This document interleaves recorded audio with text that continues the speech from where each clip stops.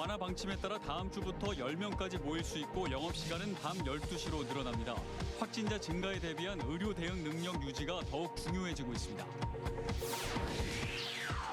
보은군 특수 가스 제조업체에서 폭발 사고가 발생했습니다.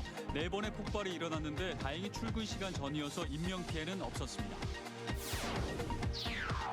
대통령직 인수위원회가 밝힌 다주택자의 양도소득세 중과세율 한시 배제 조치가 지역 아파트 시장에 어떤 영향을 미칠지 관심이 모아지고 있습니다.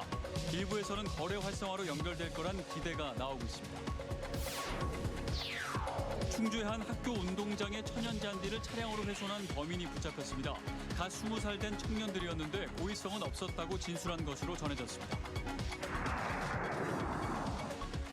여러분 안녕하십니까. CJB 8시 뉴스 시작합니다. 다음 주부터 2주간 10명이 밤 12시까지 모임이 가능해졌습니다. 이후에는 실내 마스크 착용 같은 필수 조치를 제외한 그동안의 모든 제한이 풀릴 가능성이 높아졌는데요.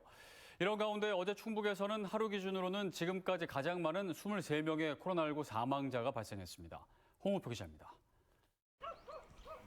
어제 중북에서는 역대하루 최다인 23명의 코로나19 사망자가 나왔습니다. 지금까지 누적 사망자는 468명입니다. 중북은 주간 일평균 확진자도 11,000명이 넘게 발생했습니다.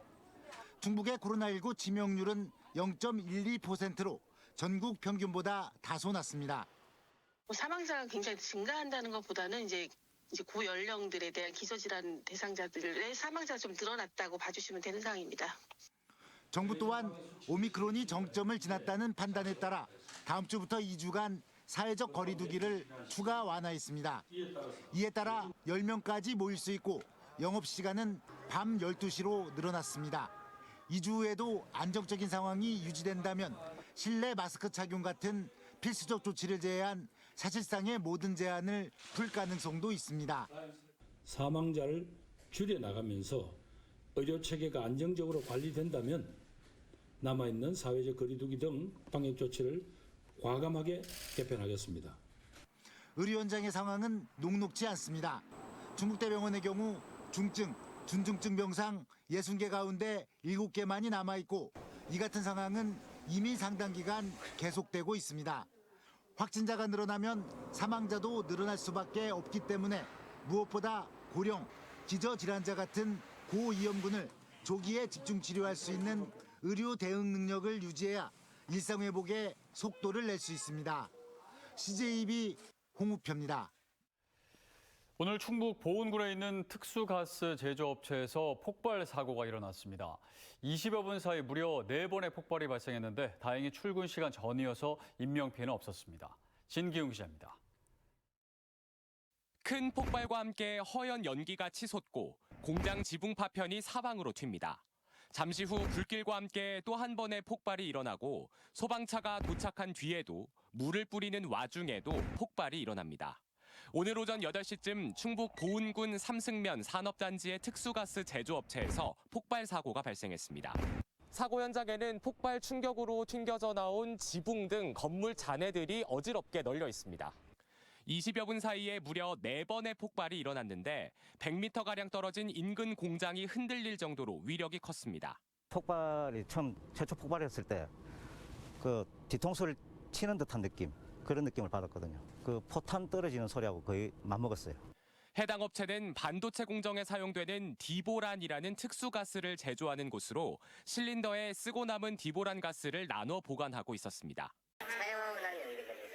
사용하고 나도 완전히 떼내지는 못하잖아요. 연기가 지금 문제가 있는 건지, 연기가 불량연기인지 그거를 지금 조사를 저희가 해놔야 되는 상황입니다.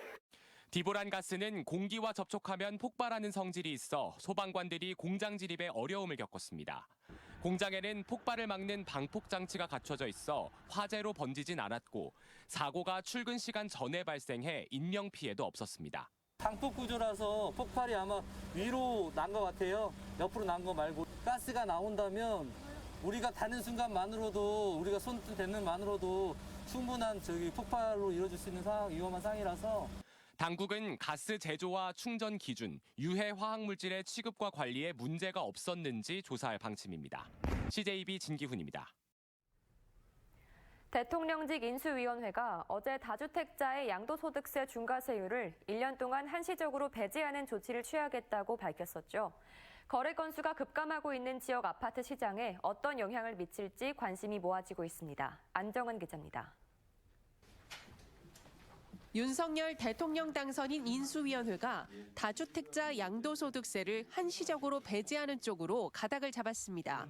1년간 양도세 중과세율을 적용하지 않는 겁니다. 2022년 공시가격이 크게 상승함에 따라 다주택자의 보유세 부담이 대폭 증가할 것으로 예상되어 이에 대응하는 조치를 우선 하려는 것입니다. 1년 새 거래량이 반토막난 청주 지역 아파트 시장은 인수위 발표의 파장에 주목하고 있습니다. 일부에서는 양도세율 인하가 매물 확대로 이어져 거래 활성화로 연결될 것이란 기대를 하고 있는 겁니다. 청주 지역의 주택을 두 채 가지고 있는 사람이 5억 원 이상 10억 원 미만의 집을 팔 경우 현재는 중과세율 20%가 가산돼 62%의 양도세를 내야 하지만 앞으로 1년간은 기본세율 42%만 적용받을 것으로 보입니다.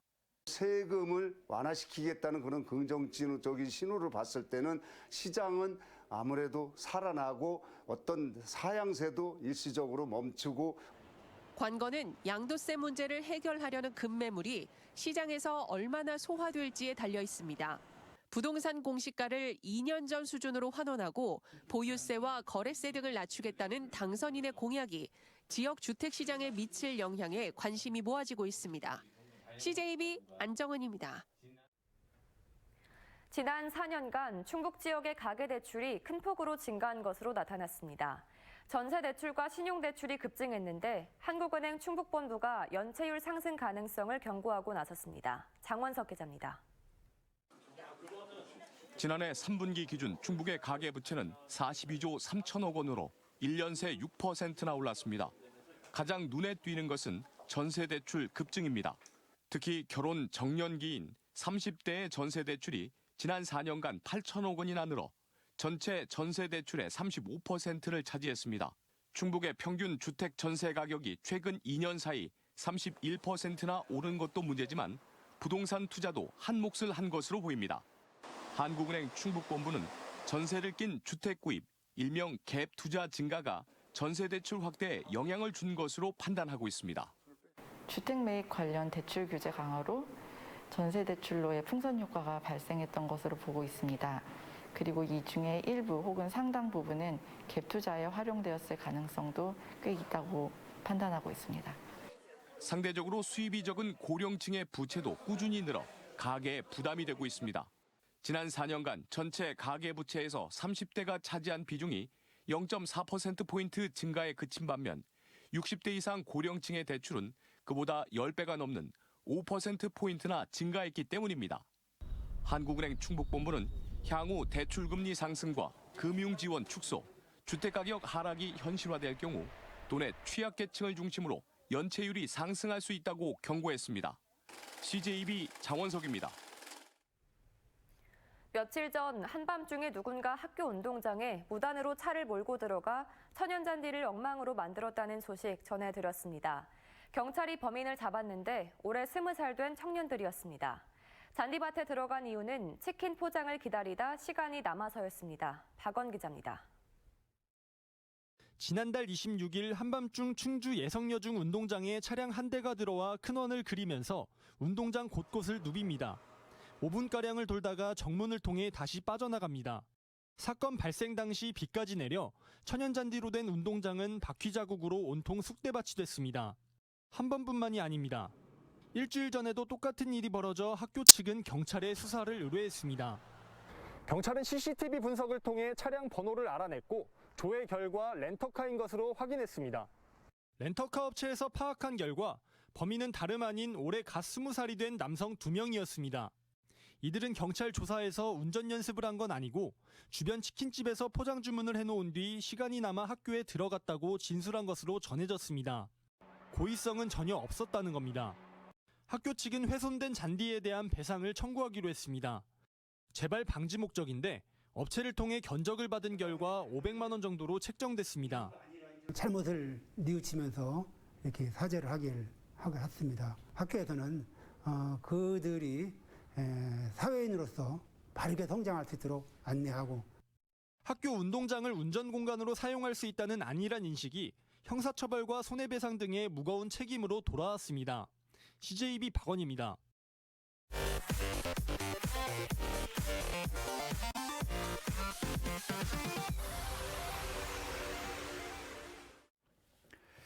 증평군이 전 군민을 대상으로 1인당 10만 원씩 재난지원금을 지급합니다. 지원금은 세대별로 충전식 선불카드로 지급합니다.